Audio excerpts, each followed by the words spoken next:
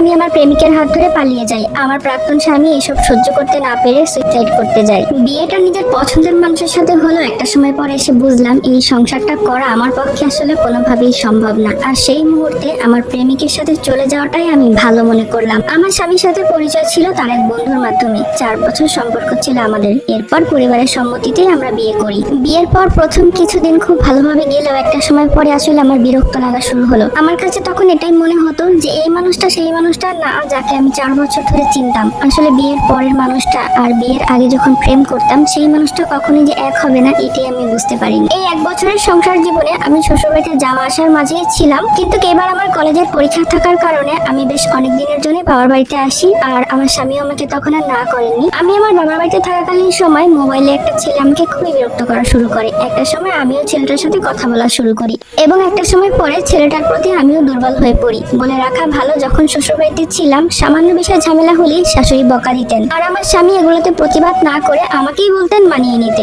কিন্তু আমার বয়সটা কম ছিল, আমি এসব কিছুতেই বুঝতে চাইতাম না। আমি চাইতাম আমার স্বামী শুধু আমাকেই প্রায়োরিটি দিক। এইসব ছোটখাটো বিষয় নিয়ে স্বামীর সাথে আমার ঝগড়াঝাটি লেগেই থাকতো। স্বামীর সাথে ঝগড়া হলে মনে হতো এই সম্পর্কটা থেকে বের হতে পারলেই মনে হয় আমি বেঁচে যাব। আর এই জন্যই আমি মূলত মোবাইলে ওই ছেলেটার প্রতি এতটা আসক্ত হয়ে পড়ি। স্বামীর প্রতি এতটাই বিরক্ত হয়ে পড়ি যে একটা সময় মনে হয় এই সংসারটা করার আমার পক্ষে সম্ভব না। আর যেহেতু ওই ছেলেটার সাথে আমার সম্পর্ক মোবাইলে আগে থেকেই চলছে, তাই আমার মনে হতো যে ওই ছেলের সাথে আমি মনে হয় অনেক বেশি ভালো থাকবো। কিন্তু আমি এটাও বুঝতে পারি যে আমার স্বামী আমাকে কখনোই একা এভাবে যেতে দিবে না। আর এই কারণে আমি আমার স্বামীর বাড়ি থেকে বাবার বাড়িতে চলে আসি, এটা বলে যে আমার পরীক্ষা আছে, 2 দিন পর আমি আবার চলে আসবো।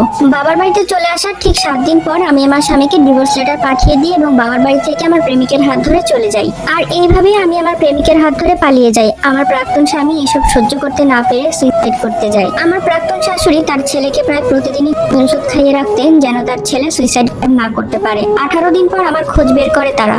আমার প্রাক্তন স্বামী আমার খোঁজ বের করে আমার প্রেমিকের বাড়িতে এসে হাজির হয়। কিন্তু এই 18 দিনের মাঝে আমি আমার প্রেমিককে বিয়ে করে ফেলি। আমার বর্তমান স্বামী ও তার পরিবার মিলে আমার প্রাক্তন স্বামীকে খুবই মারধর করে। সেই দিন আমার প্রাক্তন স্বামী আমার পা ধরে বারবার রিকোয়েস্ট করে তার সাথে ফিরে যাওয়ার জন্য, কিন্তু আমি তাকে একটা কথাই বলি, আমি তোমাকে কখনোই ভালোবাসিনি, তুমি আর এখানে কখনো এসো না। আমার প্রাক্তন স্বামীর এত কান্না দেখেও আমার সেদিন মন গলেনি। আজ আমার বিয়ে 10 বছর হতে চললো। এখন আমার বর্তমান স্বামী প্রায় প্রতিদিন ইচ্ছা করে বাড়ি ফিরে আমাকে মার করে। আমার 2টা সন্তানও হয়েছে, কিন্তু এই সংসারটা ছেড়ে এখন আর চলে যাওয়ার কোনো পথও নেই। যেহেতু 2টা সন্তান হয়েছে, ওদের মুখের দিক তাকিয়ে হলেও আমাকে সব সহ্য করে মেনে নিতে হচ্ছে।